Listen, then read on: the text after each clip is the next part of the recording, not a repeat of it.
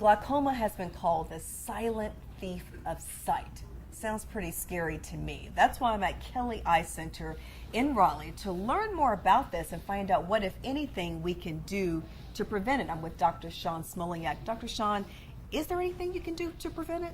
There sure are. There are a number of different things that we can do to help prevent the progression of glaucoma.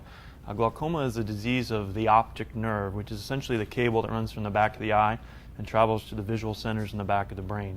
And in glaucoma, that nerve, in most cases, slowly but surely becomes weaker, usually due to the pressure in that person's eye being too high. And unfortunately for the patient, that's not something they feel or can detect very early on. Which is why it's called the silent thief of sight. Exactly. By the time the patient walks in the door complaining about glaucoma or loss of vision from glaucoma, it's often very too late in the process.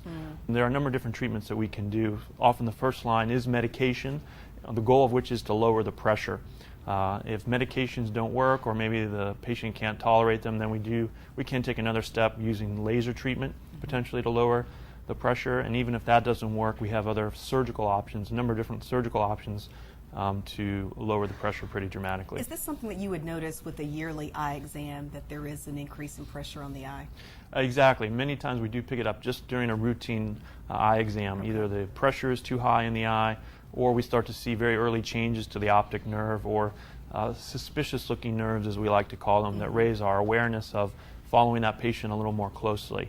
In many cases there are a number of risk factors that we take into consideration even during a routine eye exam. Things like age. Glaucoma increases as we get older. Certain ethnicities and races have higher prevalence of glaucoma. Family history, so there tends to be sometimes a genetic component, but also looking at their ocular history. Sometimes you can get glaucoma due to trauma to the eye. It doesn't show up for 15 or 20 years later. So that's why we encourage everyone, regardless, to have at least an annual eye exam where we can pick up on something as silent as glaucoma. Statistically, the prevalence of glaucoma increases past the age of 50. Okay. That's kind of the cutoff in the studies and the literature where the risk of developing glaucoma starts to increase.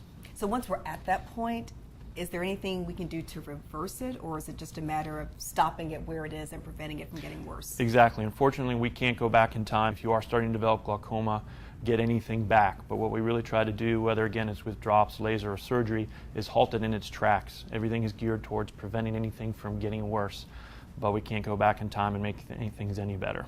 For any of our viewers who are watching and maybe wondering, could I have glaucoma? Can you describe what someone with glaucoma would see, how their vision is different than someone who has good vision? Sure.